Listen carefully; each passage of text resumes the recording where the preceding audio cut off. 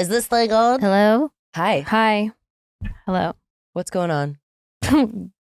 Nothing. Not Okay, much. let's go home. Your hair's looking so cute. You're still growing it out, right? No, Are you not? What- I feel like it looks longer to me. I straighten it. Hmm. It's not. It doesn't have a little flippy. That's true. I don't know. Maybe it Yeah. gives it a little I'm wearing extra. my hair straight these days. Can you tell? Can't you tell? If you haven't noticed, I'm wearing my hair straight these days. Yeah. No, I don't know. I don't know why I've decided to wear it straight. I don't know I don't know why. What's inspired that? Well, it looks good. No, I recently cut it. Hmm. Not really so much in the length, but like I took. I don't know. A girl. dusting. Yeah, I don't know what the plan is for it. I can't figure it out. I'm having like hair fatigue. It's that time of year, babe. Welcome to Disrespectfully with Katie Maloney and Dayna Cathan. Unapologetically, We're here to do what we want to do. spilling the tea. Babe, you're going to see the power of women. Like, Disrespectfully. For those watching at home, Merry Christmas. Merry Christmas. Merry Chrysler. Merry Chrysler. People, okay, some people like hate that. I love Merry Chrysler. Merry Chrysler. Merry Chrysler. Where did that come from? Vine. Is that Oh, a oh, Vine it was- thing? I feel like I can picture the girl who said Yeah, it. what was that girl? She's like Merry Merry Chrysler, Chrysler. and it just escalated. Oh, I miss Vine so much. Why did she leave? Why did she go downhill? Well, now TikTok has taken over, but Why did Vine go? yeah, why'd she go? Because we were all really into it. Those for a 7 minute. seconds were so precious. They were so precious. One of my favorite, I have a couple of favorite Vines. One was like, you almost made me drop my croissant. I don't even remember them anymore. It's like, you know what I do with my, it's like, I've got my free Taco Bell. And then he falls. You know what, I got my free Taco Bell. And I was like, Jesus Christ. I mean, I'm sure I loved it. Look at all those chickens. Me with my good memory. Don't even remember it. I could Maybe I see- block it out because it's too painful. I can see. I just quote Vines. Forget TikToks. The way you are with TikToks, I could be that way with Vine. I love when you see a TikTok that's short and like amazing and you go to the comments and someone's like, this would have done numbers on Vine. Actually, not to bum out the holiday season, or maybe people will be glad that it's taken away from me, so I'll stop talking about it. But the looming date of January 19th, 2025 is supposed to be when TikTok goes away. I thought it was supposed to go away like ages ago. No, when the bill passed, I think it was a 6-month thing. And so that's right around the time, but we'll see if it actually does. Okay, I'm indifferent about it.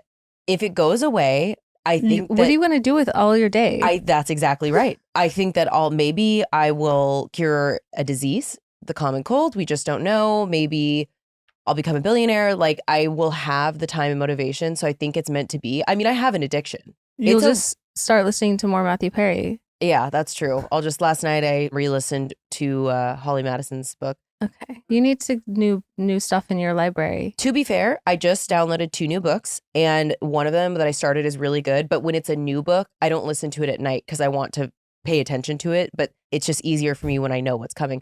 Here's the thing. Last night was brutal. I think for both of us, we've discussed. I had a sleepless night. I fell asleep at about 7:45 and, had to get up and get ready and then come here. AM, she's saying, not AM, PM. excuse me, AM. So I was As in this morning. I was so, yeah. I took a 40-minute nap last night, and I was so tired when I'm like trying to keep my eyes open watching Sopranos. I'm almost done with the series once again. And I was so tired at like 6 o'clock. And then I got in bed at like 8:30, wide awake. Why does that always happen? Like, I'm always like on the couch and I'm like, I'm so sleepy. I may as well just go get into bed at like 9:30 or something. Wide awake. Wide awake. I don't know. When people are like, I sleep like a rock, and it happens immediately because people, they're like, do you have problems falling asleep or staying asleep? And I was both, obviously. I'm like, what? Why don't you just tell me more about how you're God's favorite? I'm like, if I legitimately had a superpower, it would be to knock immediately when I needed to and to wake up refreshed. Yeah, I woke up at 3 o'clock this morning for no reason. What'd Just you do with your time? Laid there. You didn't get on your phone? Oh, no, I did. Oh, I finally got on my phone. I was like, this. No, I laid there trying to close my eyes and just was like pretending I was, when you pretend you're asleep, you're like, you just like try to like do the thing with your breath Uh-huh. where you're breathing. Mhm. And then I was like, this is. Isn't it funny how every night when we get in bed, we pretend to sleep at first and then eventually it turns into real sleep? And there was some point last night where I could feel a dream coming on, and when you like recognize it's a dream, so it kind of rattles you awake, and then I knew it was over. Also, poor Laszlo. I'm so annoying at night when I can't sleep. I like open up her baby blanket. I'm like, what are you doing? Bothering her. Yeah. She's like, what do you think I'm doing? I'm sleeping peacefully. She gets in bed at 8 and immediately is done for the night. Oh, I'm to be a cat. oh, to be a kitten. So yeah, that's what I was dealing with. I'm sorry about that. That's okay. I mean, I just got my Botox the other day. Oh. And so I love the progression of the days when you hit that 7-day mark and you wake up and you're like, oh, I'm You- flawless. 2 weeks in, You test it? frozen. And obviously the under eye, and now I'm fighting for my life. This morning, I was like, my eyes are going to be redder than Santa's jacket and the bags are going to be bagging. But, let's perk things up. You saw Wicked. Oh my God, I saw Wicked. Tell us. Worth the hype? It was, yes, it was everything. The 2 hours and 40 minutes flew by. We barely even noticed it. Were people singing? No, people clapped though. What do you mean? After the songs, they clapped. Oh, okay. As if they were just being performed in front of them, like live. That was, yeah. Also, we were sitting in the back row, so maybe people were singing. I didn't hear it, so that it's likely that they were. But people did clap. I cried like the whole movie. It was so good. It's okay. I mean, what am I going to give away? I'm not going to give away. People have obviously know the story. But Ariana and Cynthia, phenomenal in their roles. Jonathan Bailey, great in his part. How was it seeing Daddy? What's that? How was it seeing Daddy? Daddy? Jeff Goldblum. Oh, that Daddy. I was like, who's Daddy. Oh, I was like, which Daddy are we talking about? Oh my God, I love him. I mean, yeah, just the cast is so good, and I love the music. I mean, it's obviously it's different seeing, Broadway in a movie kind of thing as far as the music and everything goes, because you're seeing it sort of captured up close and the dance numbers and everything like that. So it's just a totally different vibe. And I really enjoyed it. I loved What Is This Feeling? That whole number a lot. The dancing in that was really great. But man. So people were saying because it's almost a 3-hour movie and the play itself is 3 hours, they were nervous about the extending it or whatever. You think they did a good job with that on expanding the story? Yeah, I do. I'm really excited to see it. I'm going to go see it. I think I'm going to try to squeeze it in Monday in a matinee because I think it'll be less likely to have singers. So I'm really excited. Again, maybe that's what it was. Yeah, I went to 2:00 yesterday. Yeah, I feel like that probably contributed to it. Logan was he was mad in the theater. He was like, no one was singing. And I was like, well, do you want to go see it again? And then he was like, well, I want to go to a singing one. And I was like, I love you so much. And he might be listening. He says he listens to this as he falls asleep. So he catches the first 10 minutes. But I'm I was like, babe, I'm sorry. I won't be going to see this with you. This is why we got in a fight about Hamilton. I just can't do it. So I am super excited. I was kind of bummed out. I saw a big spoiler on obviously the Clock app and I was not happy about it. But again, The Emerald City. I don't know when it is in the movie, but people were showing their reactions, and then I saw in the search bar what it was, and I was not happy. Is what it is, but am profoundly. Did you die? I died. Did you get it spoiled, or was it a surprise? I had no idea. Okay. I had no idea, and I was like, oh my God.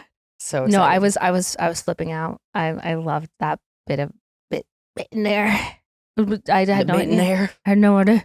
But yeah, because obviously I hadn't talked to anyone or hadn't seen anything before going to see it But then when I was on TikTok this morning, I saw similar things as that. But people didn't say what it was. They were just like, oh my God, the Emerald City moment. I know. By the time this comes out, in a search bar, they weren't saying what it was. But can I tell you about something so cringe? My skin almost fell off. I legitimately could not watch it.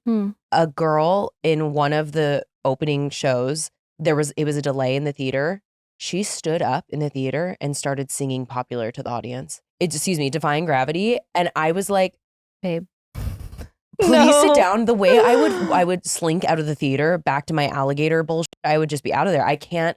I wish my cringe threshold was higher because it's why I miss out on so many shows. I can't do it. And I'm like, you can waterboard me into doing that. So I don't know what the reaction was with the rest of the theater, and I'm not going to comment on her voice or anything, but I'm like, no one asked you to do this. Please sit down. No. Oh my. What would you do? Can you imagine? Tomato. It's like that one girl, there was a delayed flight and she pulled out a guitar or something and started singing a song. And I'm like, the way I would get on the no-fly list by ripping that guitar out of her hand and going old school, bonk on the head. I'm like, oh God. But I mean, that's them types. Yeah. They just think okay, you guys. They think there's a lot more sense of community in the world than there is. I'm like, it's 2024. We are on our phones. We're we don't all want to here talk. we're all here to hear Defying Gravity. So it's like and here I have Wonderwall. Like that's what I think, it's not an open mic, babe. Like, What did you think of Defying Gravity as a whole, hearing the whole thing? Like in terms of, we've talked about the note change. her version of it. Yeah. I Did you like it? I loved it. Okay, great. And her note, fire. Hot fire. Yeah, imagine being that talented. Just like Cynthia Erivo's voice has such great tone and her pitch is perfect. Like I just she's so good. She's so good. Yeah. And her and Ariana's like dynamic and chemistry on screen is so wonderful. Like the moment where they become best friends. I was trying not to like sob like out loud. Oh my God. Does that make sense? Like I was like yeah. like tears are coming down, but like it was like a very quiet part of the movie, but like a really powerful moment. And I was like, Did the person you went with like it? yeah, loved. Okay. Loved Great. it. I'd never seen stage of it either. So Yeah. but we're gonna go. I'm really excited to go in December because you're going to, right? Yeah. Yeah. Can't wait. Yeah. Can't wait. So I can't wait for you to see it and we can talk all about it. But yeah, again, Ariana Grande, I think I heard that she's gonna be nominated for an Oscar for it. That's what people are speculating, why they're so emotional. But also even without seeing it, you can tell she was born to do this. And I think it's really incredible. I mean, she's already achieved so much in her career, but then to see She's that really, happening. really good in it. And I mean, they're both so good, but like she really fucking killed it. This is so random, but Wicked related, and I'm just curious your thoughts on it. So Kimmy, had a Wicked party, and Cynthia and Ariana came. Really? Yeah, and for the viewing and whatever, obviously they have that kind of pull. Here's the thing. I know that was a really long time ago, but Ariana was engaged to Pete Davidson, and then Kim Kardashian. Oh my God, I forgot about that. Kim Kardashian dated Pete Davidson. I mean, maybe is there any awkwardness with that, or they're just like, we don't care? They were probably like, they probably exchanged some stories. I don't know. I mean, like, listen, I think Kim's dated, like, I'm sure it doesn't matter, but he's dated like everybody, I think, at this point. Who like, hasn't he dated? I'm like, when is it my turn? I've been waiting. I'm like, I would climb that like a tree. So yeah, I who knows? think at the point, like, I wouldn't care. I don't know. Yeah, no, I mean, it was a long time ago, but I was just like, that occurred to me when I saw the photos, and I was like, I forgot that Ariana Grande was engaged to him. Whoa. Yeah, talk about flash in a pan. Engaged, not engaged, so quick. Winter can be really tough on your skin. My skin used to get so dry that I would bleed. Yeah, I looked like a scaly alligator. Yeah, it's just flaking. I might as well all over walk the around place. on the floor, like crawling like this. Slither. But Osea's Undaria Algae Body Butter can help your body have healthier, glowier skin all over, all winter long. Before Osea, I was like, is Lana Del Rey's husband gonna hunt me down? I just don't know. There's nothing like a little indulgence and a lot of extra hydrogen this holiday season. I don't know if you know that, but now you do. In case you're new here, Katie and I love a good skincare routine. It's kind of the tie that binds. And Osea, it's the star of the show. Truly. I like to just like drench my body in some body oil, top it off with some body butter. After, of course, doing an everything shower. I mean, this is annoying. I got blown off on a date, but I did an everything shower to feel, I body polished in the shower. I smeared, I like to mix the oil and the lotion and then put that on. And I'm basically like turpentine, like I could fly out of any surface, but at least I felt nice and cozy in my bed. No, you got to do the Osea body polish in the shower. Get out while your skin's still wet. Yes. Then do the Undaria body oil. Lock it in. Still wet. Then the body butter on top. You're going to smell luxurious and you're going to be glowy and soft. You're going to get in your sheets and you're going to feel like, yeah, I could slip right out. I'm like, don't get in too quickly. yeah, this stuff is luxe. Mm-hmm. And if that wasn't enough, it also makes you smell amazing, like I just said. Which is our favorite thing to do, is smell good. No one wants to smell like a dirty little raccoon. That is my law in life, is to smell good. Yeah, I'll smell that iconic citrusy scent on someone and I'll instantly know we're going to be friends. I'm like, you have the plug. You have Osea. Exactly. Osea's TikTok famous Undaria Algae Body Butter is not your typical body butter. It's made with ingredients normally reserved for your face, like Undaria seaweed and ceramides. It transforms dry, crepey skin to smooth, soft, and supple. Well, and skincare is a habit worth keeping all year round, but especially during the winter and especially after you've gotten back from Europe and chain smoked. Like I'm fighting for my life. Body butter can help your skin have that healthy glow every day. Listen, skincare is self-care, and after a long year, you deserve some self-care this winter. You sure do. Treat yourself to clean, clinically tested skincare from Osea. And right now, we have a special discount just for our listeners. Get 10% off your first order site-wide with code disrespectfully at oseamalibu.com. Listen, as besties, we do not gatekeep from each other. Not in this coven. Not in this family. Cardinal rule. Uh-huh. So when I started wearing Bombas, I had to tell Dayna just how game-changing these socks were. As usual, Katie was right. These socks are so cozy. I've been living in them all winter long. And I mean, even in the wintertime, you know I keep my apartment bone chilling, especially at night. It's like 65 degrees. I have to sleep with a sock on. Truly. Bombas is the perfect holiday gift for your work bestie, cousin, or that super picky friend. Because no one says no to the snug, delicious feeling of new socks. No, what's better? But I'm going to warn you about something. Don't be surprised if you end up keeping a few things for yourself because Bombas use the coziest fabric, indulgent Sherpa, rich merino wools, premium long staple cotton. These socks are so cushy. They're like walking on pillows, I'd say. Oh, and we can't forget about the slippers. I love some slippers because those are actually my favorite thing, as you know. I always got some slippers on at home. They're designed with marshmallow-like memory foam and are all wrapped up in Sherpa. I've become the person that I get in, immediately take my outside shoes off. They stay by the door. Slippers right on. I have slippers in every room. In every room. And no matter what you get, your purchase creates a very real clothing donation for someone experiencing housing insecurity. During cold months, something like a new pair of socks can make a big impact. And thanks to Bombas, loyalists all over the world, they've donated over 140 million essential clothing items, which is incredible. We know that you'll love Bombas, but even if you don't, you're still covered with a totally free and easy return or exchange. So here's my question. Are you ready to do good and feel good? Head over to bombas.com/disrespectfully and use code disrespectfully for 20% off your first purchase. That's BOMBAS.com/disrespectfully, code disrespectfully at checkout. So, as many people know, Vanderpump Rules. Vanderpump Rules, as we've known it, is going to be no longer. They announced last Tuesday that they're going to be rebooting it with an entirely new cast for season 12. And none of us OGs will be returning. Walk us through it. How are you feeling about it? What did you think when they told you? Tell me everything. Well, okay. I mean, you know, as many as, other people close to me, I didn't plan on returning. You know what is funny? I was wondering if you were going to talk about that. And I want you to. Like, I think that people should know what was like happening in the background and what your thought process was, because I think in hindsight, after the news is out, I wasn't sure if you'd want to say that, but you should. I mean, that has been your plan. Maybe it doesn't matter at this point, but I had made a decision months ago after this past season. I mean, I needed to move on with my life. And this is before we knew like the show was going to be put on pause, before any of that. This was like after the reunion. Yeah. This was like in the spring. Yeah. So, and I had talked to like our producers about it and I told them, my decision on that. So I mean, I felt personally ready to move on from the show. I felt like my life and where I was at was moving in a different direction. Mentally, emotionally, physically, spiritually, I was prepared to move on from the show. I was prepared. I think it'd been a long time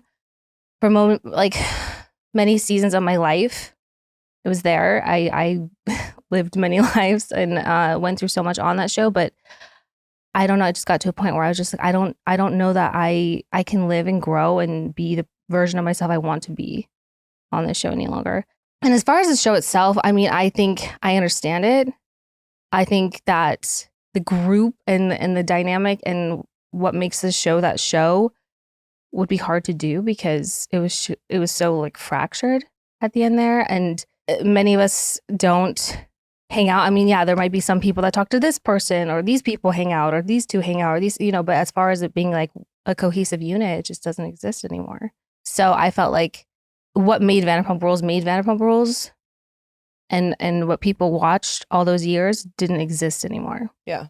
I mean, I feel like honestly, the audience was feeling that way. And I think a lot of people in general, like it's when you have this group of friends that this show is a huge hit because it's based off this group of friends that are really intertwined in each other's lives. And, you know, seasons, not just in terms of a show, in a context of a show, but of your life change. And then those relationships are no longer existent. I feel like it's hard to tell a story around that, you know? Even knowing my thoughts personally and where I was at with ready to move on and all that, like it's still the finality of it is surreal. Totally. It's like knowing that it's just going to be no more. It's final. It's out there that it's final, that it is done is still a weird feeling. It is sad. It's like that closing of a chapter is sad no matter what. But people are like, I feel like the discourse online are like different people placing blame of like who ran the show into the ground. That show had 11 seasons. How many television shows do you know of that have 11 seasons? Like that's such a success to me. And like,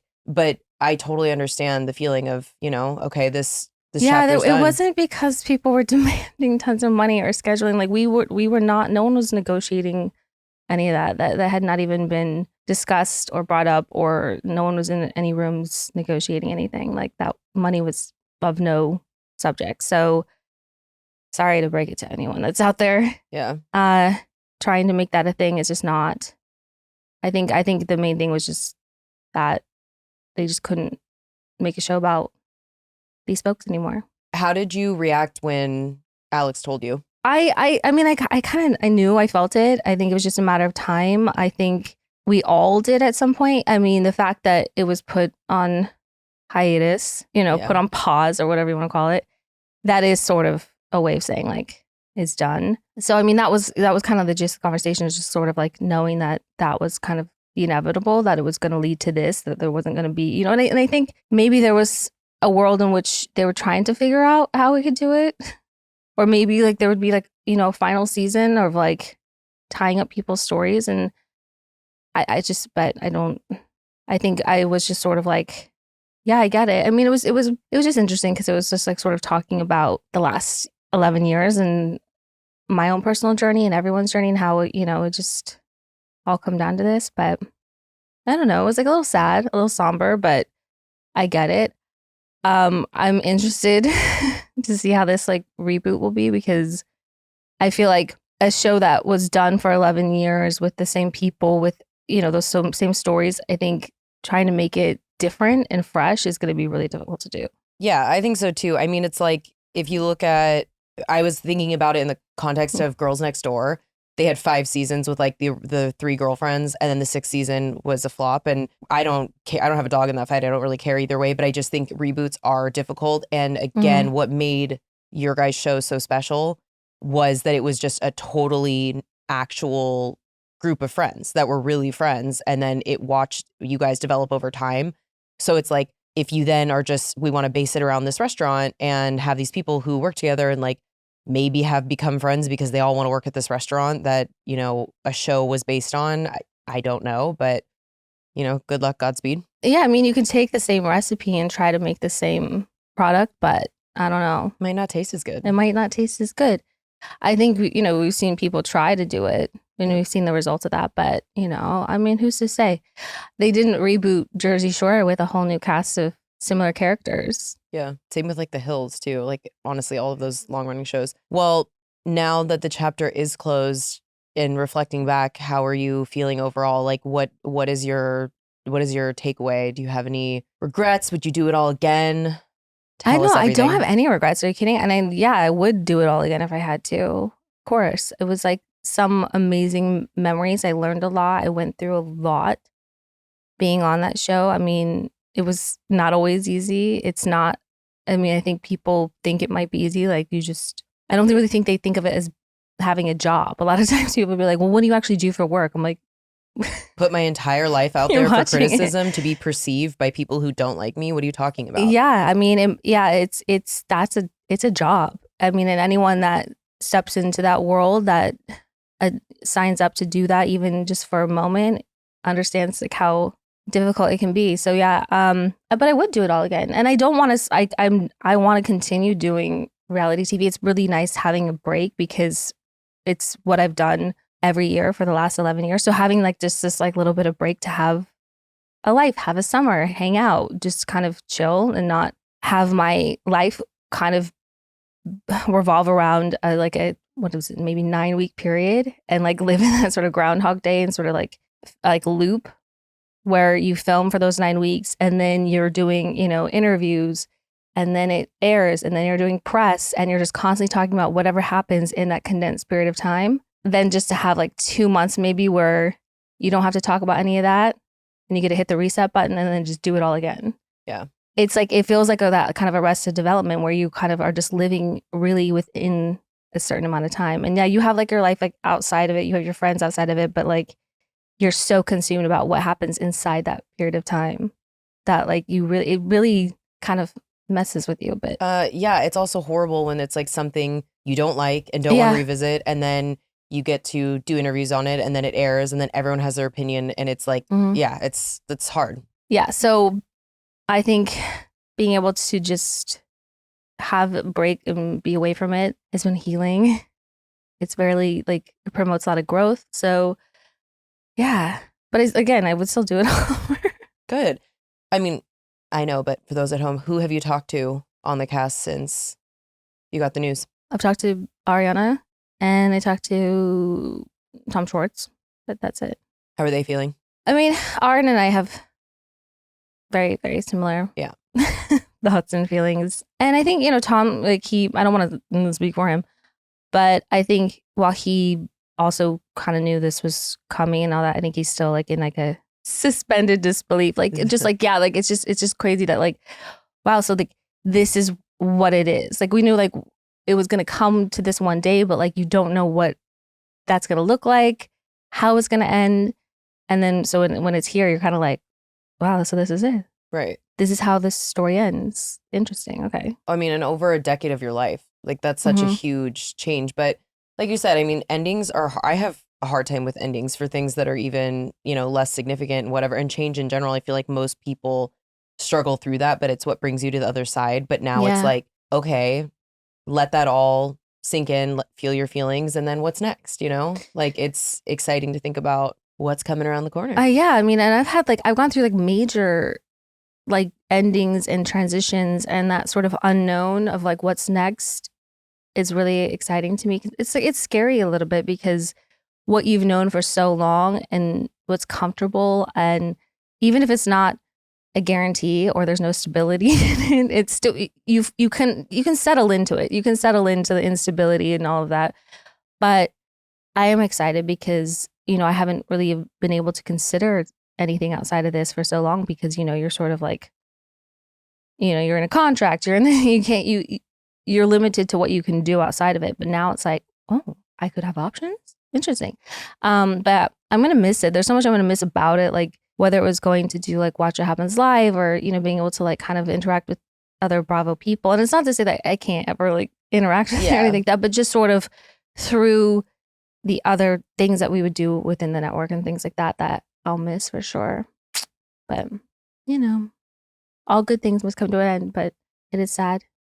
Yeah, it totally is. I mean, and again, not that it matters, but just knowing you and knowing where you were at in terms of being ready to move on, we would like joke about it. I'd be like, your Pretty Woman moment where you'd be like, big mistake, huge, where you could like walk out and leave. But I mean, it's like, it's still the same result. And you guys all of you have so much to be proud of. And it was such a long journey and such a fundamental part of the zeitgeist and people's lives, and people are so invested in all of you and just like have been on that journey. So I think it's totally sad, but like a special moment in time that luckily you can rewatch anytime you want on Peacock. It is immortalized. I know it's weird. Like this past week of, seeing people at the store or coming into the shop or going to the laser hair removal. And they're just like, I am so sad. Like it's so many people were so invested and it touched so many people's lives and so many people are affected by this that you forget, and I'm going to miss like that kind of connection with people as well, because for so long, so many people grew up with us and so many people, we shared our lives with so many people that it's just, they're sad and I'm sad. I don't know. I forgot. I didn't forget that, but I didn't consider that they would be that affected by it, Well, it's also like, it's that old saying about one fish goes up to another one and is like, hey, Bob, good morning. How's the water? And then the other fish is like, what's water? Meaning what your reality is, what you live in all the time becomes so normalized that you forget. Mhm. And I feel like you have been doing this so long and have had so many of those interactions just of people like being fans of the show and whatever, that it feels normal. So then now that it's in a different perspective of it's past tense, Mhm. you know, is a reminder of like, that's a shift, you know? Yeah, the shift is shifty. The shift is shifting. The shift be shifty. Yeah. So I don't know. I mean, I'm really grateful that everyone has been, you know, so ride or die for us for so long and so committed to the show and would watch us till we were, you know, in diapers. And I mean, that would have been so much fun. But I think everyone can also see that we got to a point where like, what else could we do? Yeah. You know, I mean, it wouldn't make sense. And I know a lot of people are like, you couldn't just suck it up and just like film together. It's like, think about it. Yeah. Do you want to watch that show? Do you want to watch people faking the funk? Forced interactions.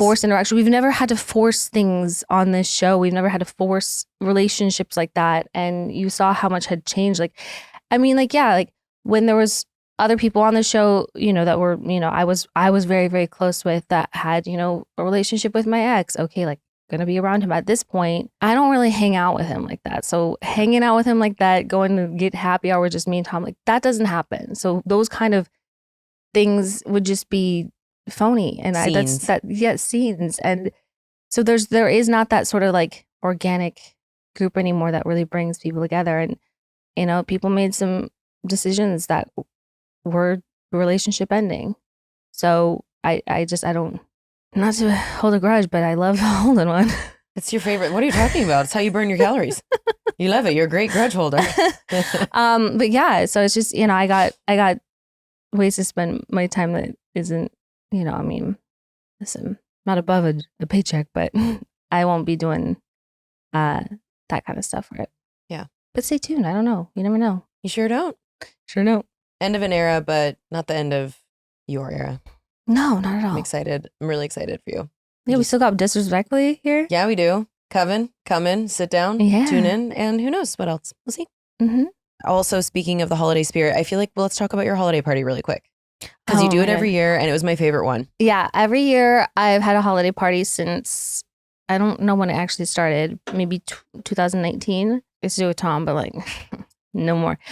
So now I've just carried on the tradition. I do it with girlfriends, and this year was the best one because I did it like a daytime cozy like little brunch vibe, and I just had so much fun. By far, because I've been at them since the Tom days, and I love that it's grown in its divine feminine over the years. Mhm. And yeah, I don't know. There's no rule that says you can't do a brunch one. And so this was my favorite because we all wore jammies. Mm-hmm. There was great. Katie is truly the best host. So we did like this fun white elephant thing, but my favorite version of this, Katie got all the gifts. So I didn't even know we were going to be doing it. And then we did a fun white elephant, and they were all such good gifts that everyone wanted. There was definitely stealing. I stole mine.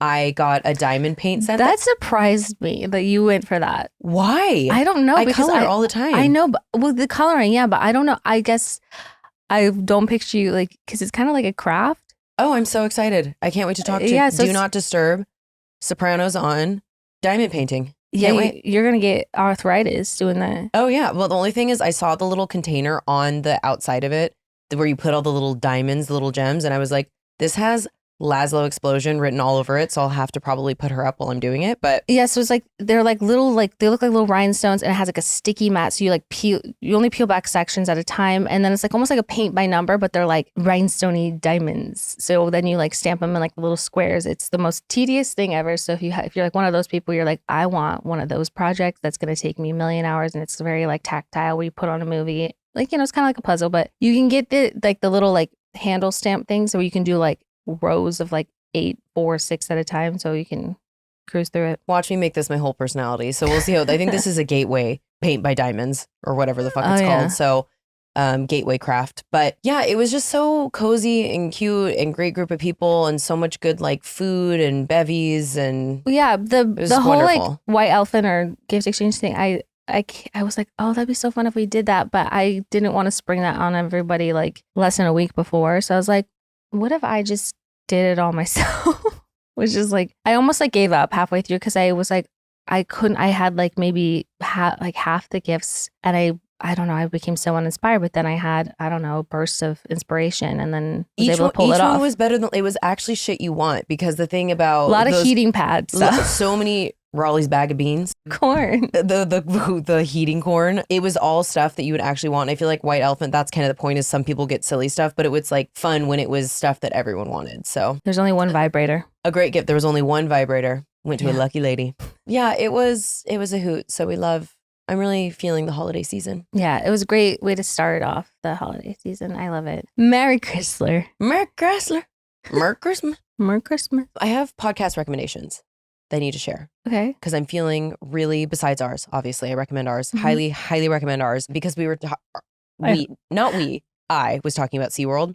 There is a podcast that is produced, I believe, by the New York Times called The Good Whale. And it's about Keiko. Do you remember Keiko, who played Free Willy? Mm-hmm. And it is both fascinating and very difficult to listen to. But like, if you haven't seen the documentary Blackfish, I also recommend that. I think I talked about it last time, like traumatizing, but worthwhile.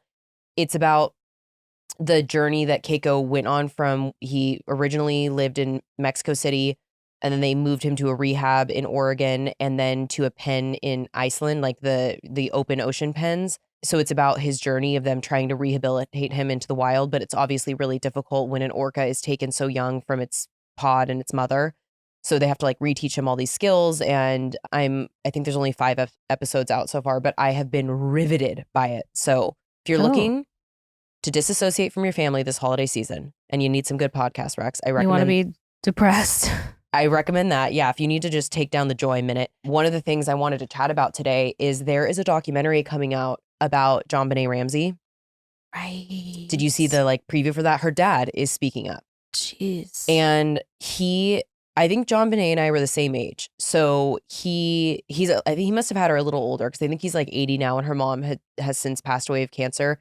But he basically was like, we need to clear our family's name. I am agreeing to do this documentary because I want to clear things up. But then this morning, Crime Junkie released a 3.5-hour episode on JonBenet, and I believe they interview the dad. So I am only like 40 minutes into it. I almost thought about calling in sick for this, because I really just wanted to finish it, because I'm like, we all know that I get stuck on certain cases, and it just like, I forgot about certain elements, so they already talked about. So I just wanted to know your thoughts. I know we've like briefly talked about it, but I mean, okay, so another like documentary, the dad's gonna be in it, but it's like, unless we're gonna uncover something new or something, like, I don't know, like you're like way more into like the true crime of it all than I am. I feel like there was a period of time where like I kind of ate it up a bit, you know, but then it's like we're like scraping the bottom of the barrel for like just more murders and crimes, and it's just I can't really take more of it. But with the JonBenet stuff, it's like, this is like a 30-year-old like case that just, you know, they were just basically pinning it on the family or the brother or the dad or the mom or whatever. So it's like, well, then who fucking did it? At this point, it's just like, I'm kind of tired of hearing about it. Oh my God. I mean, I just remember, like, I want whoever did it to be held accountable. But well, of course, but it's just like, at this point, like, I don't think we're ever going to know. Like, I remember seeing on every magazine cover for my entire life growing up, National Enquirer, everything, I heard her like little face on everything, and just like nothing ever came. I just don't know. So it's like, at this point, like 3.5 hours of what? Well, I'll find out and tell you. But fucking what? Here's the thing. I think you think I absorb more true crime than I do. And I used to. Like, I used to be crazy about it. Like, listen to like Dateline, 48 Hours, whatever. And I had to scale back because I'm such a paranoid freak. And I think through osmosis, we become what we consume. And I think that there was a time when true crime was a lot more salacious. And it's like, this isn't entertainment. Someone died a horrible death. And like, the main thing that I listen to is, because the only reason I saw that one is Raleigh sent it to me this morning, but the main one that I listen to is MFM, and they are very respectful and they really advocate for victims. So I love that their takes on things. But yeah, that case just haunts me. And again, why were my parents letting me tune in and see all that shit? But my mom, because I was like blonde with big blue eyes and we were the same age, she was like, I mean, most parents people were haunted by this case, but if you had little kids at the time and whatever. Of course. But no. something that I forgot when I was listening to it this morning, there was a ransom letter that was left at the house that was so weird, and they read it this morning on the show, and it was so weirdly written. So it really just it haunts me. Like I know that with I wish any cold case could be solved, but it's just like how badly the police fucked up in that case and contaminated the scene immediately, and it just like was really weird. Like one of the detectives was there from the very early morning, and they found her at about like 1 p.m. and she called an ambulance. She called other detectives. She had been trying to get people there, and big amounts of time went by before they finally all showed up. And I'm like, what possibly happened? So yeah, I know it's a lot more my thing, but if you're out there and you would like to talk about it or feel things and listen to, I'm going to watch the documentary, I'm going to finish this podcast, feel free to DM me so I need to obsess about it with I someone. need like the high key points after. Like I have a feeling it's going to be like just recycling of old information. I think it is too. And obviously with DNA and things, but I'm going to absorb, I mean, also because he's like speaking out on it, but you know, with DNA and whatnot, you're just always hopeful. I'm like, retest things. Like obviously everyone wants that solved, but yeah. Of course. It just seems like odd that all these years later, like, let's do a documentary. It's like, do we need that? Allison, because you're so much younger than us, and you weren't even alive when that happened. Do you remember hearing about that at all? Like, no, I had to learn about it later in my textbooks. Tate McRae in an interview the other day was like, I was born in 2003 and I spat out my drink and I was like, how dare you? I was born in 96. People born in 2000s should be like 5 still. Yeah, I'm like, so that's the year it's happened. So you were the zygote basically. That was like 2 years ago. I'm like, 2003? Logan pointed out that Madonna and Britney made out that year. She didn't even, like, I'm like, what is time? You're not allowed to be born in 2003. No way. Party foul. Yeah, crazy. Should we do daddy list? Yep, I guess let's perk up again. Yeah. Who's on your daddy list? Because I, for once, forgot and had to just throw something together. I'm shook by that. Okay, my daddy list. This is a very important time of year. I don't know if you know much about it, but I'm gonna put on my daddy list the tamale lady who has been hanging out selling tamales on Coldwater in Ventura. Because I finally went to her yesterday morning breakfast. And got tamales because like I was like, you know, everyone is like eating up tamales this time of year. Not everyone, but you know, if you know, you know. And her tamales are the best tamales I've had. What kind did you get? I got chicken. Chicken? We had chicken and pork, and they were both fantastic. But I like a chicken tamale, and she's really great. Oh, I love a tamale. I will do chicken, but I love jalapeno cheddar.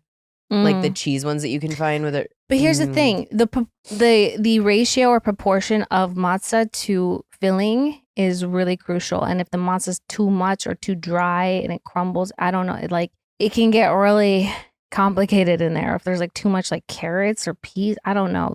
I guess it's preferential, but like there needs to be enough meat and filling in there, and the matzah can't be too dry. This matzah it melted in your mouth. It was so good, and there was plenty of like meat and filling in there, so it wasn't getting cheap on me. And my mouth is watering thinking about it.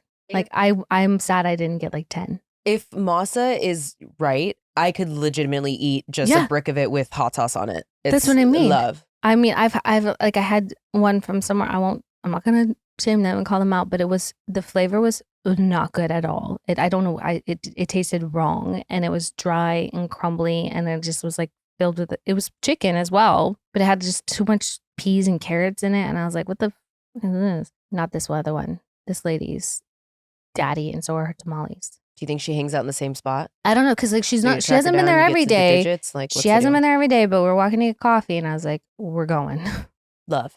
We're going, because we'd been like flirting with her stand, but hadn't been there yet. Eyeing it out. Yeah, so if you happen to be in Studio City and you see a tamale lady by the Wells Fargo, go.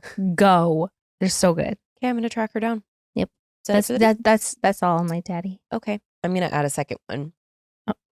Our team decorating for Christmas. You guys are so cute. So, and we just love you, and Love you. We eternally are appreciative of everything you do for us in this show in the Coven. So Mhm. the team's going on the daddy list. Oh, I'm blushing. Thank you. And then the desert in wintertime. I talked about how going to the desert for Thanksgiving. I just love the desert in the wintertime. Obviously, it's unlivable going out there in the summer. Yeah. I once went there in August, just like how we went to Vegas in July, and it was just unlivable. You Like can't. 120 degrees. You have to be up to your nose in water or in air conditioning, and the walk to the pool can be no less than 10 feet. So it's just so perfect.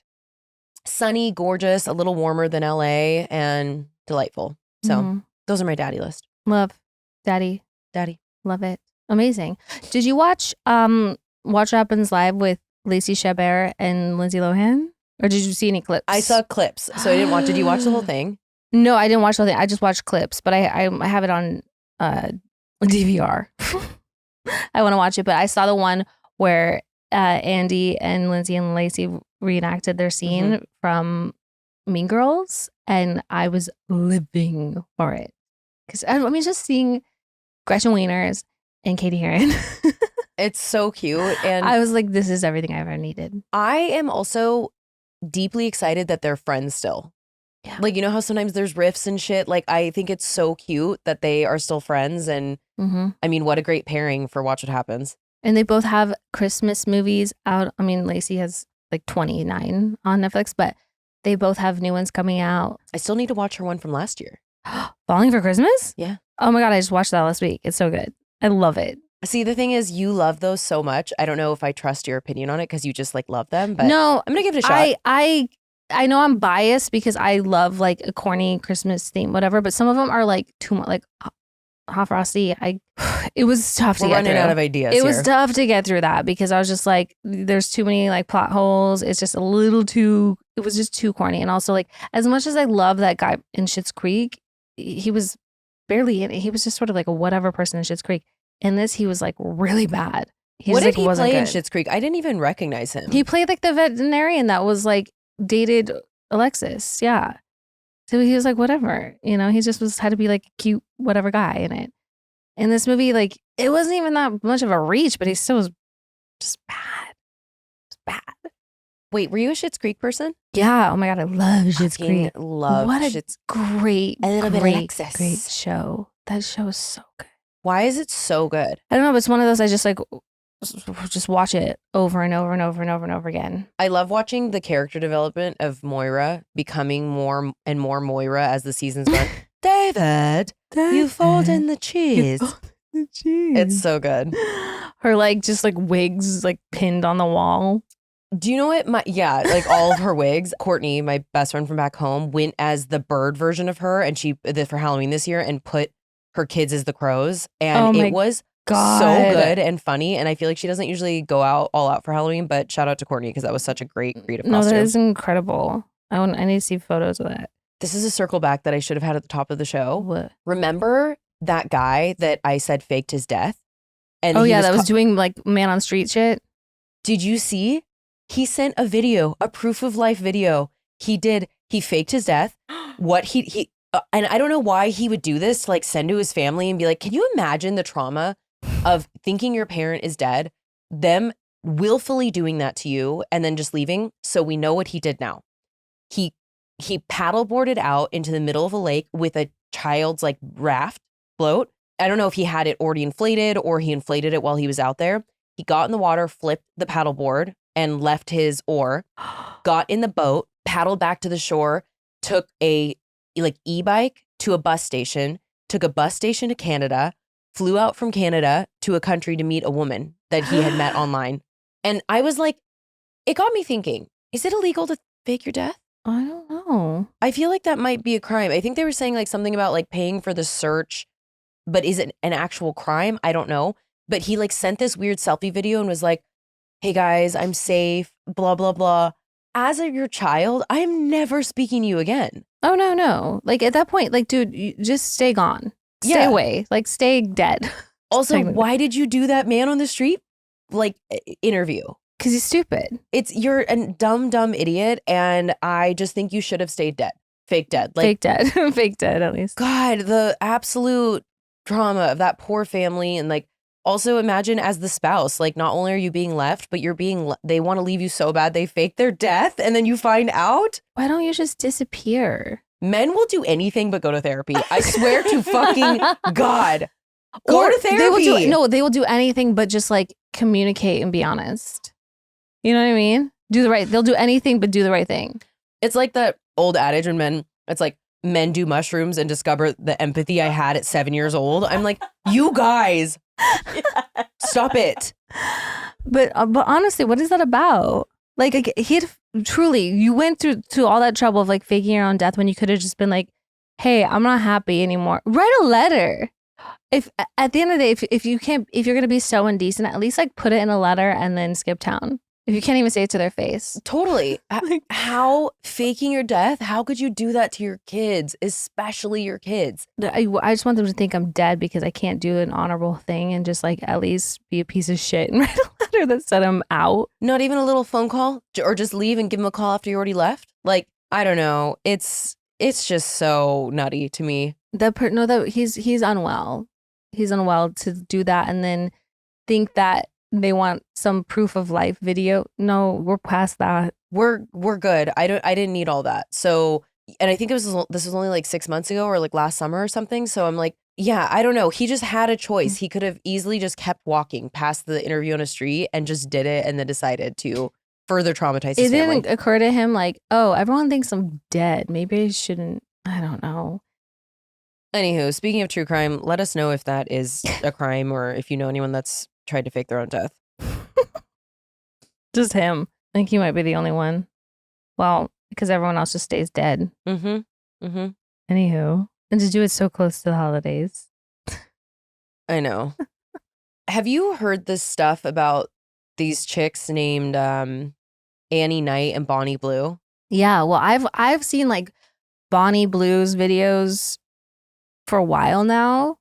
And you know, what is her content like? Because I didn't even know who she was before. I would just see like her, not necessarily her specific videos, but I would see her like on like podcasts talking about like how she's like very much like, you know, she's a sex worker essentially, but just very much pro like, listen, men are gonna have sex with people, they're gonna go to sex workers, they're gonna do this or that, like I'm just providing this service, like just very much just like matter of fact about it. And I'm like, you know what, do your thing, girl, like whatever. That's I've just known kind of like who she is and what she's about and what she does. Like she's like OnlyFans and she basically just charge for her services, but it's an exchange for her to own content that is filmed. What do you mean? Like with the person she's making the content with? Yeah, so she's saying I'm not going to charge you to have sex with me, but like I'm going to want to film this essentially. Oh. For her to own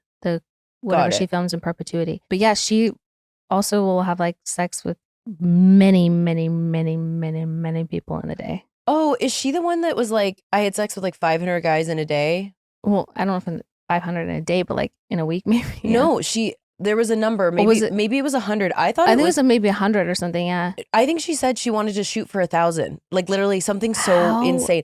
Okay, I think about this too. I'm like, even if you were so into someone, I'm like 5 times in a day tops. You get sore. Like there's not a KY jelly out there lubricated enough to get me through even 10. Like that's so crazy. Which to each their own. If you can do that and you want to do that, great. But that's so shocking to me. I want to know, the like logistics, like how physically that's possible. Truly to have sex with that many people. The reason I bring them up though, did you hear about the schoolies thing? In Fiji? Yeah. No, I was watching the one girl, Annie was doing a video addressing the whole like, we didn't get deported. We got a call from our publicist asking if we're okay because there was an article saying that we did. And I was like, no. She's like, okay, but basically alerted us that the police were coming for us. So we left. So they basically you fled and evaded. She's like, so we left and went to the airport and basically booked flights on the way to the airport. So we got there to the airport before the cops could find us. It's like, so you evaded the police, right? Well, she's like, so basically we're not allowed back in Fiji, which is fine. It's like, ma'am, I don't know if you get it. Like she seems a little. Well, let's give context. So, Okay, sorry, yeah. So the schoolies thing, what they do is they've been recruiting, I would say boys, teenagers, young boys right out of high school when they're 18 or then maybe they're still in high school. And actually Girthy, friend of the pod, he was doing a video about this and he made the point. He's like, well, are you interacting with these boys before they're 18, like 17, like talking to them about it and then getting them into these videos? And it's one of them, I looked up her age, Annie Knight is 26. And then I don't know how old the other one is, but I think more than a teenager. Mm-hmm. And I have a big problem with that. I think it's very predatory. It's really weird. It's feeding into a problematic niche. And to be fair to men, if this was a man doing this, going to recruit barely legal teens, and it's not to say that hasn't happened in the past, but it's super gross to me. So that's why they got run out of the country. They were going to these places seeking schoolies to do this. Mm-hmm. And it's like, yuck. Yeah, it's one thing if you are a sex worker and your people are coming to you, whatever, but to sort of solicit that and put it out there that you are seeking out people of a certain demographic. And then, I think it is, definitely, it borders on predatory for sure. Yeah. Because again, if these people are not of legal age, they're not adults, that is yikes. Yeah, and I mean that was just such a good point about the. I mean, again, I don't. It's hard to say because I didn't see who she was interacting with. We don't know the conversation, so I'm not at all like defending her or anything like that. But it's just like you have to assume. Yeah. Or not assume. I don't know, but yeah, it's. I don't know. It gave me the ick. I was just like, also as a 26-year-old, I think back to being 26, I wouldn't even like to speak to someone that was 25. I'm like, there's such a big difference between 26 and 18, 17, 18. If you don't even know these are like random boys that you're recruiting. Were they 18 or do we know? I think they were. We don't know if they started the conversation before they were 18 but how would maybe they put out a like memo and they're like, contact us if you're newly 18. But it's just weird. Yeah, I think it's yucky, and I wasn't a fan. It's like, no, thank you. Anyway, where do we pivot from schoolies? I don't know, but that was a little bit of a disturbing topic. Yeah, it's gross. I mean, listen, I have no problem, with people that get into sex work.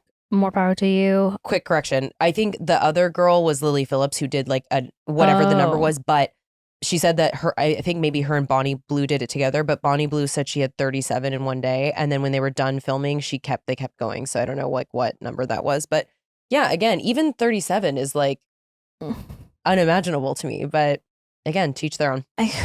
37? I think again, like 15, 10, 5 is you're training for that. Like that's I don't know, man. Hell fucking no. Should we talk about our favorite Christmas traditions? Yeah. We're in the season. We've already talked about her getting her stocking stuffed. Spark something uncommon this holiday season with just the right gift from Uncommon Goods. If you haven't finished your holiday shopping yet, don't panic. We've got a secret source for incredible original gifts, and that's Uncommon Goods. They've got unique, hand-picked gifts for everyone on your list, all in one spot. Gifts that spark joy, wonder, and delight. And that is exactly what I wanted feeling. Yeah, I don't want like the opposite of delight during the holidays. I want to be delighted. Exactly. Somehow they know the exact perfect gift for, I don't know, like every single person you know. So skip the gifts that scream last minute and find something truly original at uncommongoods.com. My sister and I love playing games and we also love to eat. And I found this super cute checker set and the pieces were sushi. And you use these little chopsticks to move them around. Anyways, I got it for her and I can't wait to give it to her after I learned how to play checkers. I'm just wondering if you secretly got that for me and you're just pretending you got it for your sister. Should I get that for you too? Okay, just forget that I said that. They also have the best and most unique mugs. And I also love the necklaces I find on their site. So cute. So cute. When you shop at Uncommon Goods, you're supporting artists and small independent businesses, which we all have to feel good about. Many of their handcrafted products are made in small batches, so shop now before they sell out this holiday season. Uncommon Goods looks for products that are high quality, unique, and often handmade or made in the U.S. They have the most meaningful, out of the ordinary gifts anywhere. They even have gifts you can personalize, which who doesn't love something personalized? I say no one. Everyone loves that. I do. From holiday hosts and hostess gifts to the coolest finds for kids to hits for everyone from book lovers to diehard sports fans, Uncommon Goods has something for legitimately everyone. Not the same old selections you can find just anywhere. Looking for a gift you don't have to worry getting lost in the mail? Uncommon experiences are more than virtual classes. They're unexpected opportunities to have fun and connect in new ways, from tarot card readings. Oh, love a tarot reading. We do. Lunar astrology charting, cooking and mixology classes, crafts, gardening, and so much more. A tarot deck hates to see us coming. Oh. And every purchase you make at Uncommon Goods, they give back $1 to a nonprofit partner of your choice. They've donated more than $3 million hairs to date. To get 15% off your next gift, go to uncommongoods.com/disrespectfully. And just don't forget to shop for yourself too. That's uncommongoods.com/disrespectfully for 15% off. Don't miss out on this limited time offer. Uncommon Goods, we're all out of the ordinary.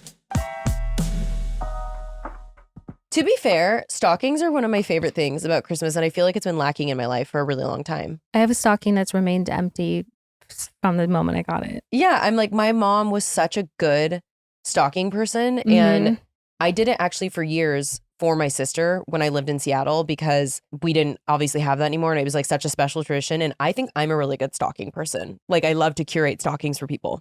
Really? Do you wrap like little presents within the stockings? Maybe one or two, but it's much more about just like the free floating of it all. I do every single time either an M&M's or Reese's candy cane, because growing up we always had those. Like the big one? Yeah, the big one that you put in there. Mhm. But then you just like curate it for little stuff to someone's personality. And I mean, when I say someone's personality, I mean mine. So it's more so things that I would want.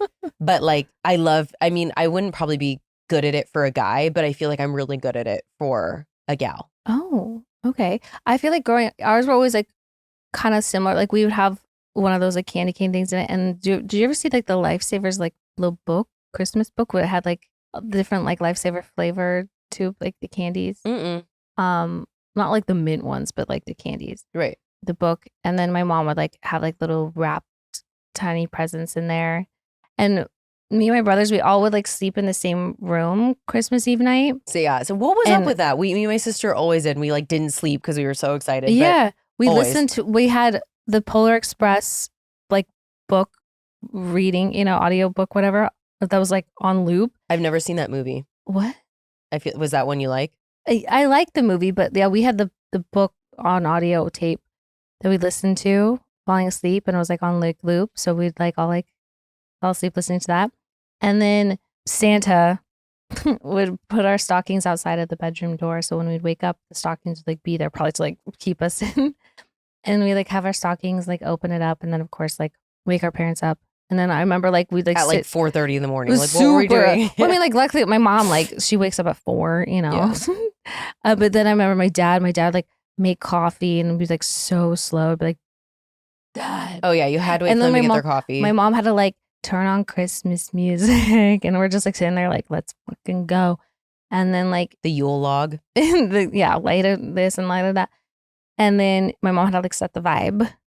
And then like we had to open up a present one at a time. Totally. Ours, So I'm like- I remember one year, me and my sister got up at like 2, and my mom had done the stockings already and left them out. And we opened them and like went through them because we were so excited. And then we put everything back and then like pretended. And obviously like the Santa presents, which aren't wrapped, with the stocking. And then you have the presents under the tree that are wrapped. And from like Aunt Gertrude, it's something so stupid that you just do not care about. And your parents are like, it's like the pink nightmare from A Christmas Story. Like, I'm like, I don't want this. Not to sound like an ungrateful biatch, but one of us spilled the beans. And so then my mom brought the stockings in and would bring them out in the morning because we could not be trusted. But I feel like I always knew from a very young age that Santa was not real. And I remember, I was probably like 5 or 6 watching my mom take a doll stroller out of a Toys R Us bag. And in the morning, she was like, look what Santa brought you. And I was like, no, he didn't. I watched you do that. Oh, And I was just like very, crushing. I was unfettered. Like my sister it was probably more for her that I was ruining the, spirit of Christmas. But yeah, stockings get slept on. Well, my mom was bringing me to sit on every Santa's lap in the city, Okay, can we talk including the about 7-Eleven. Can we talk about Because like about your nacho loving Santa. The thing is, can we talk about this? Huh. Can we talk about consent? I hated sitting on that sweaty man's lap. I did not like strangers. Every year there was tears in my eyes. Can we not make children do this? Can we ask them if they want to, or like just have them stand by Santa? Like, I personally think it's weird as fuck to put your kid on some gross. I mean, I'm just saying they were all sweaty. I'm sorry. You're a stranger. I don't want to sit on your lap. And also your lap, like I didn't even like sitting on the laps of like people that I knew. Only my mom's yeah, pretty when you're much. thinking about it now, it's fucking weird, but I don't know. It was For my nieces, I feel like for the last few years, Lenny has been on a stool next to him. So I don't know if it's because they ask. And you can tell she's even nervous about it then. So like, did you like it at the 7-Eleven? I mean, probably because I probably got like candy and like got to ask for shit that I wanted. So like, it was good times. Got a toy or candy and it was like, bring me shit, Yeah. I felt like I was manifesting. It made me deeply uncomfortable. I listen, the fact that I saw so many Santas probably meant I didn't mind it as much. Did you go to white vans that said free candy as well when you were growing up? Probably. Mm-hmm. I was, I was rolling around hitting up 7-Elevens all over the place. Yeah, I don't know if this is like a controversial thing or like people that gentle parent now and they maybe are more aware of how psychotic that is, or maybe they're just like, you're the Grinch. I mean, think it's fine. scarier times now. I mean, back then it was like, be home before the sun goes down, literally. Yeah. Yeah. I mean, not to say that shit wasn't going down then. Obviously, look at JonBenet. What the fuck happened? That was 96. I know. I was definitely on some Santa's lap that year and it was right around Christmas. I think it was the day after Christmas. I'm just, yeah, obviously. So I'm saying I'm not saying like it was safer back then, obviously, but I think now these days, I don't know, parents are. It was just a lot more latchkey. I mean, again, there was a lot of interesting choices that my parents personally made. And like letting my sister babysit me when she was like 7 and I was 5. And they were like, my mom was like, I trust her more than I trust a babysitter. And I'm like, oh my God, that is so crazy. Yeah, like, we eventually just all watched each other. Yeah, we're like, who's watching who here? Put Little Mermaid in and just we're good. Another thing that we did, we had this Nutcracker advent calendar where the pieces that came out were ornaments. So you'd like put them on the tree as the month went on. And I absolutely adored that. Big Advent needs to be monitored. What is going on with advent calendars these days? They're like all like $800 and ridiculous. Like there's really expensive. Well, I mean, I guess that's where you get them, but like. Let me just say, I'm big into Advent. Well, first of all, we always got the flat Advent one that just had like the same piece of chocolate in every single one. But I loved every day waking up being like pop in my mouth, like, in Bad Santa where the kid, he's like, what? He's like, have you seen my Advent calendar? And like he was realizing that he like busted open it and ate every single one. So he put it back together and put like candy corn. And one, he's like, hey, this one has a candy corn. He's like, they all can't be winners, kid. And then another one, there's like an Advil PM. but I will say, World Market has some crazy Advent. They have wine Advents where every day there's like a little mini. They have tea, cookie, chocolates. They have beef jerky. You want 12 days of beef? They got you. Hot sauce, they got you. They got every different, they got one for the dogs, the cats. They got every kind of advent calendar you could possibly fucking think of. I did one year get Leo a Trader Joe's advent and it was the same treat every day. And he was not into it. He was like, what is this trash? Give me a churro puree treat, please. This is bullshit. I mean, then I guess it's what you're seeking. But like also, all these influencers keep getting online. They buy them just for content and they open them all in one day. And I'm like, what? Where is the joy in this? However, those ones that I've been seeing have been lackluster for the amount that they are. So that's been interesting to watch. So glad you brought up World Market. One of my favorite things I've been seeing lately, and I think this has been going on for years now, is every day in December, World Market hides gift cards, like 4 gift cards in the store. And so people go at the opening of the store and I think it's between like $25 and $100. And they go and look for them. And I love when people make videos about going to find them and then they actually find it. They're just like hidden throughout the store. Have you never heard of this? No, but I love Should we World go Market. and see if we can find one? I love World Market.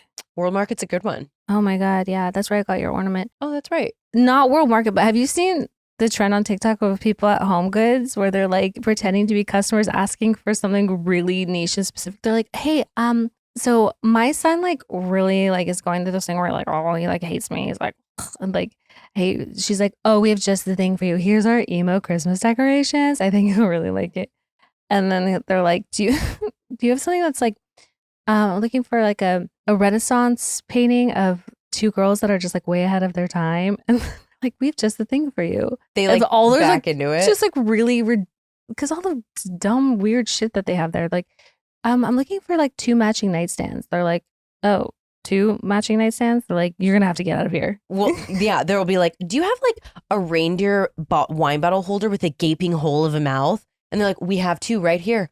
Like, they're so funny. They're like, do you have a reindeer pushing a wheelbarrow with a crack pipe in its mouth? They're like, we actually do. We just got it in right here, ma'am. How do you feel about Homegoods? Do you get down with it? Not as much as like people get real down with Homegoods. Every time I go in there, I feel like I'm like dumpster diving a little bit. Not that it's dumb, but like I feel like I really have to like sift through it, and I don't have the patience for it. Like I don't know if people are going to these Homegoods that are like pristinely like merchandise where everything's organized, but every time I go there, everything looks like things were just like thrown on a shelf, and I have to just like dig for things, and I'm not like really for that. Like I don't like, I'll go there for like pots for plants.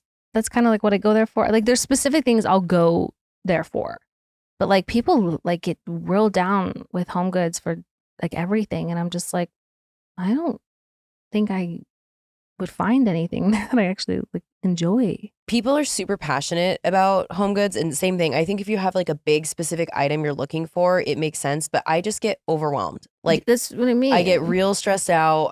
I'm sure that if you have the mindset and you like going through all of that, but there's just so much stuff, I get very overstimulated. Gotta go. Can't do it. I can't just look past all the raid done to like find what I'm looking for. Yeah. Speaking of botulism, I saw a TikTok where you know those big, it's like a rooster filled with an oil of some kind and different vegetables. Yeah.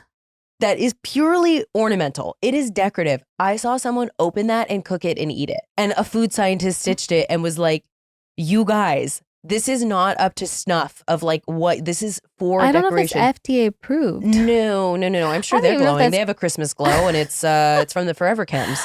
I don't even think that's actually food grade. No, it's bizarre. I'm like, wait, what are they called? Peons? PFAS? Yeah, they're PFAS. My rice PFAS instead of rice pilaf. I'm like, no, it's so scary. So Forever chemicals. I mean, and I was such a Maxinista. My childhood was in Ross, so it's also like brings back memories of and not to shit on that, because I feel like honestly I find better stuff at TJ Maxx than I do at HomeGoods, but I think they're owned by the same company. Well, again, maybe in certain, I don't know, maybe it's just the ones around me that they just don't give a fuck. They're just like, ugh, just chuck it on the shelf, Maureen. Like, let's get the fuck out of here. You know, like they just don't care. Again, I don't know if anyone from corporate's listening, get on your fucking employees at these places, because they're not taking care of things. Like, I don't know. I go in and it just looks like nobody gives a fuck. Yeah. And maybe, I don't know, maybe they're not getting paid enough to give a fuck, because I wouldn't if I was making change. But I don't know. It's just, it looks like hell every time I go in there. And I'm just like, I ain't digging through this shit. How do you feel about thrifting in general then? Like thrifting for clothes? It kind of the same way, unless it's like organized in a way where it's like, this is the size I'm looking for, or these are like dresses. If I go in there and it just looks like things are just shoved on a rack, and it's just like, I'm gonna have to be here all day, I am not doing that. I don't have the patience, the attention span.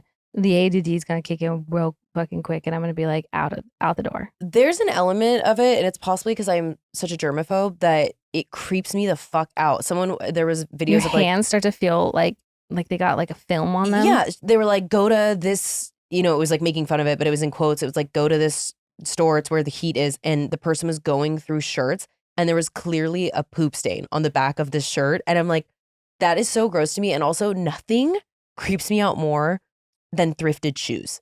I don't know who was walking in there. Feet are disgusting, but I also have like a weird thing about feet. I'm like, I can't. Well, there's thrift. I don't know.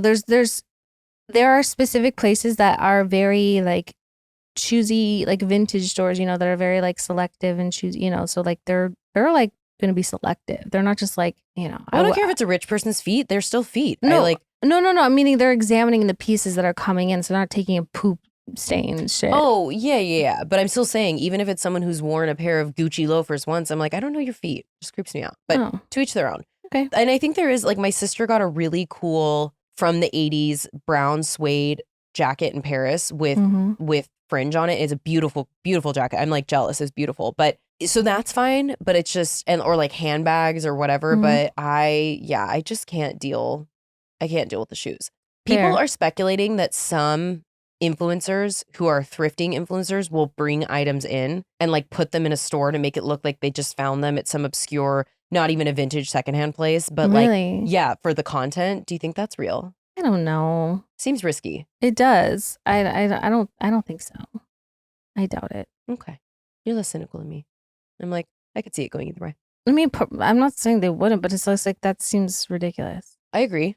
And if they are, that's an insane thing to They, do. I just but- think that they could be called out. I don't know. Did you see some big influencer, speaking of like shopping influencers, she's like specifically like a Target influencer, was arrested for stealing $500 worth of shit from Target, and she had been making content with the items she stole as if she bought them. Why would you do something so stupid? I don't know. And that's why they had the evidence on her that they were tracking her stealing the items. Well, maybe and then because it wasn't posting $900 worth. She thought. Wait, what is it? Is it 900? That's like a larceny. larceny. Well, So she's like, this is just like a.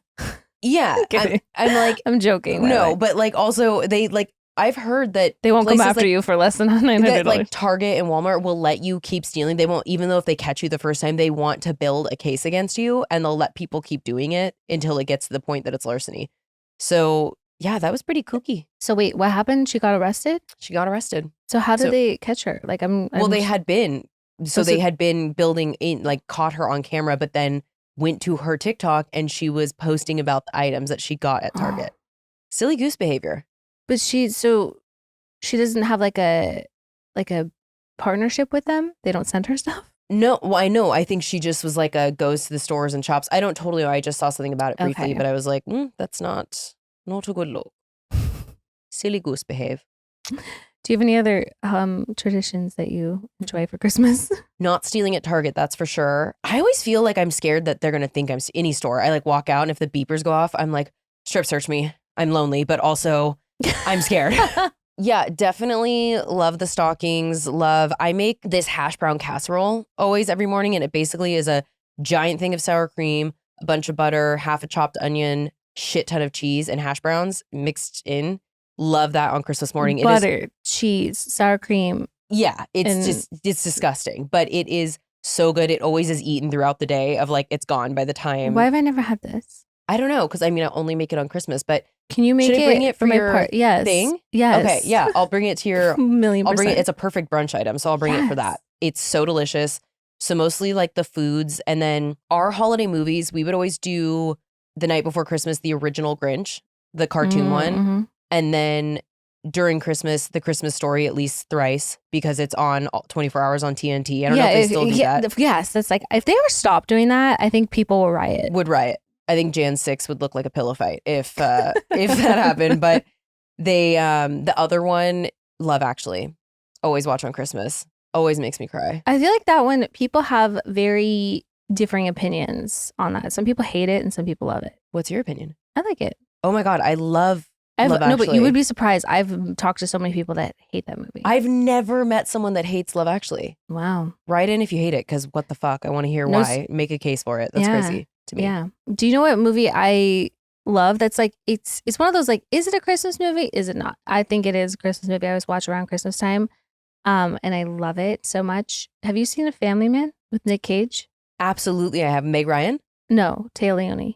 Oh, Tay Leone. Yes, I have, but I haven't seen it in years. Okay, I watch it at least every Christmas time. I can't even at least totally once. remember the plot. I feel like it's kind of like what's the really, really old one with George Bailey and the bank, and it's black and white. Like a Christmas, the one like What the fuck is that movie? It's super old. Christmas Carol? No. Yeah. It's a Wonderful Life. Oh. I feel like it's kind of like that. Similar, Like he yeah. goes into a different life or yeah, some shit. so yeah, exactly. Sorry. It starts off and he's saying goodbye to his girlfriend who's Taya Leone, and like he's going off for just a year to London, and she's got an opportunity. They're obviously very young. and she's begging him to stay, but then he decides to go. And then flashes forward to 13 years later. They're obviously not together. He's a really successful, like, I don't know, hedge fund type person. I don't know, banker type, works in finance. He's bachelor for sure. Anyways, it's like Christmas Eve. He comes across this guy, Don Cheadle plays this guy. He runs into him at a convenience store. They have this like exchange. It's very kind of like curious. He's like, remember, you asked for this. Anyways, he wakes up. All of a sudden, he's with Tay Leone. They have kids. They live in New Jersey. And he's like, this isn't my life. What's happening? All of a sudden, like, he doesn't know what to do. He's like, feels like he switched places with somebody. But, you know, you've come to find out, like, this is what would have happened if he decided to not go to London and stay. And then, of course, It unfolds. but it'll rip your heart out, but it's so good. I am going to watch that tonight. I literally it. forgot that movie existed, and it is so honestly one of Nick Cage's better films, I'd say. It's so great. He's so, yeah. I love Nick Cage. Is that one you watch on Christmas? I already watched it. I watched it a couple days ago. The way that if you could shoot up Christmas, you would. Oh my God, yeah. I'd smoke it. Absolutely. Roll it up and smoke it. What about you? Any other Christmas traditions we're missing? I mean, like, obviously those ones I was talking about were ones I did when I was like younger. Now it's sort of like just watch as much Christmas movies as possible and sit around and soak up all the Christmas vibes around me. And I like to drive around like at Christmas lights. I love. Yeah. We've done some Christmas. What was that? Calabasas Holiday Road. Yeah, We've the done Holiday that the last Road. like 2 or 3 years. I love it. That was so much fun. Very fun. We go get a little toasted on some margs and then walk around the Holiday Road. Oh, we get lit and go have a good time and take pictures and all the cutout faces of all the different like the Grinch and shit. Yeah, but I just love Christmas lights so much. So whether it's driving around like nice neighborhoods or any neighborhood that likes to like, you know, deck out their lights. I That's just such a love it. nostalgic memory. It's like the good neighborhood. We would like drive because we were not in that. Go to the nice neighborhood where it's like it was like a contract in the neighborhood that you had to deck. Like honestly, kind of like in Bad Santa, like you have to participate. And they were just the best. That stuff I like to do. But I don't know. I mean, I don't know. There's so many good options. There's so many good options. I will say, because I spend it with my nieces and my sister, so fun. And I'm sure people who have children feel this way, but watching it through their eyes. And did I tell you that this year, Brittany finally agreed to let me get Lenny a Barbie car? I'm deciding between a Jeep and a Lambo, and a Ooh. Mercedes, but Jeep. I know. Jeep's so iconic. It's so, I want to get it in black, but I was like, that's what you want. Her favorite color is pink. So I'm getting it in pink, but I am so excited. And this, she's 4 now. So, and Ro, who's a year and a half, she's not going to like get it, but this is going to be, I feel like the first year that Lenny is like absolutely losing her mind. And I'm so excited. Yeah, I'm excited because I'm going to have Christmas at my place. So, and my niece and nephew are going to come. So I don't know what to get. Like, it's so hard for kids because like, especially like my niece, she has everything. So it's like, what do you get for someone who has everything? And also like, just not like loses interest in things, but has so many interests in things and it changes like every other week. It's like, well, what do you like? Totally. Like when you just ask the moms, like mom friends and moms, like, what do you get?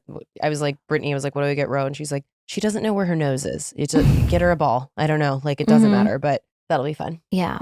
I'm very excited. You little hostess with the mostest. Katie brought in more baked goods, which I will be eating more after cookies. this. So should we do the basement? Yes. Who's in your basement? This one I've been thinking about for a while. Public restroom behavior that's so basement. Like, I don't know what happens or who these people are that they go into a public restroom stall and just fucking lose their shit. Like, who are you What that do you go mean? in? Like, I don't literally? know. Like what, how does toilet paper end up all over the fucking ground? Like, people just piss all over the place. Why is it wet? Why? There's no reason why, if everyone is just behaving themselves, that the ground should be so wet. And if you tinkle on the seat, Behaving themselves. I'm sorry, but I don't like, does your bathroom at home end up looking this way? When I walk into a stall and it's just trash, I'm like, how the hell did it end up this way? Like, who are these animals that are going and acting this way? I'm just saying, if everyone just goes in and takes care of themselves and the way you should in the bathroom, there's no way it should end up looking like that. It doesn't make any sense. It's so true. Make What it make happens? sense.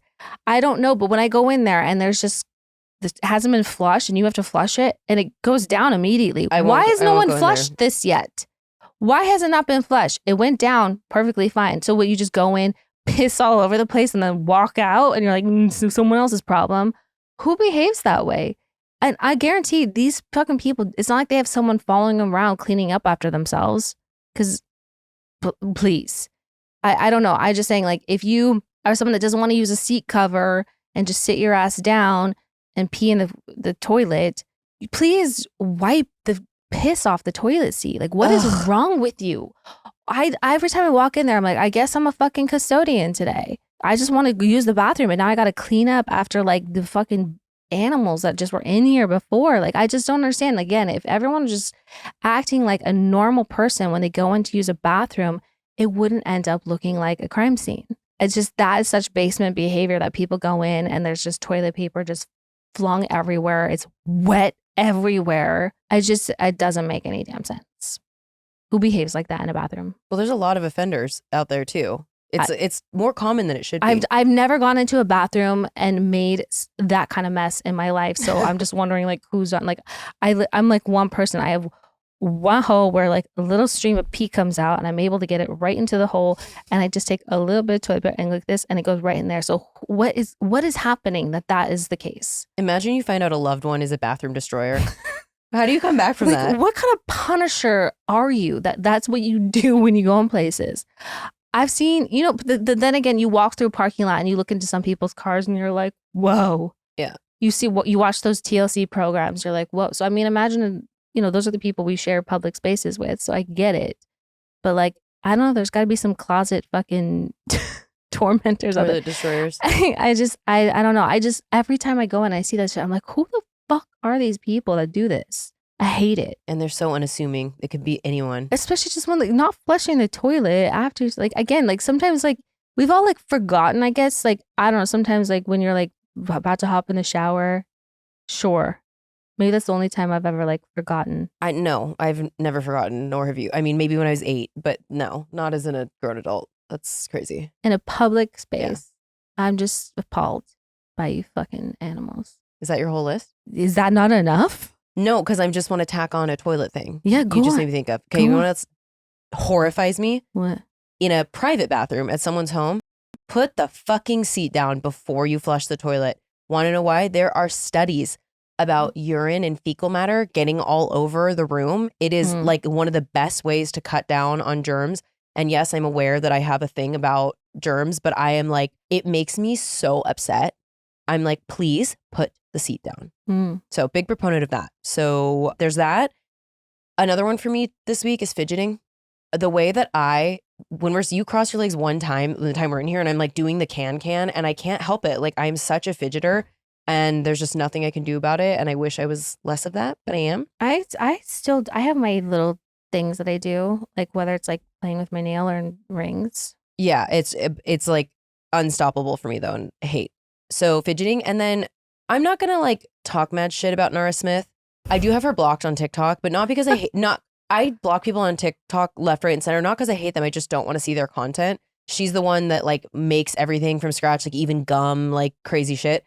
But she did some interview that I did see on another account, and she was talking shit about Taco Bell, and I just really can't deal with that. I think she said she had it once in her life, and I was like, I've had it once this morning. Like, what are you talking? I have Taco Bell as like 3 meals out of my week. She just thinks it's disgusting and whatever. And yeah, it is kind of slop, but I'm sorry. There is no greater joy in my life than getting my classic order, drinking my sugar-free Baja with my cheesy gordita crunch, the Doritos Los Tacos one with a million hot sauces. There is just no joy. And I always get the Cinnabon donut holes from there too. Like, does she know that we have one life?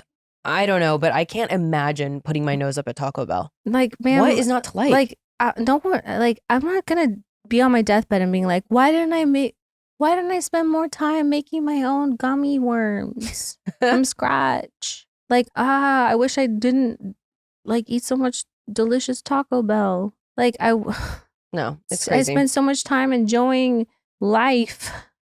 Like, ridiculous. I mean, listen, she must like she really enjoys that shit. So I'm not gonna knock her. Like, she obviously like really enjoys all the time she spends in the kitchen, like for sure. I want to specify. I'm not like hating on her specifically. Just any Taco Bell slander I can't handle. Well, when people in a derogatory manner to like shame other people, it's like, listen, no one do what you want. Like, I don't care. Like make all the fucking homemade whatever that you want to do, but don't knock other people and the shit that they want to enjoy. Yeah. Okay. Totes. Make all the homemade soda pop bullshit. Like, again, if you're gonna sit there and make homemade shit that already exists just to make it healthy, like, again, then you can't knock the stuff that already is out there. Yeah. Agreed. If you're gonna make your own shit, allow us to enjoy the other stuff. Let me eat my cheesy gordita crunch in peace. Anyway, I think that's all we have for today, though. Yep. Okay, love you. Bye. Love you. Bye.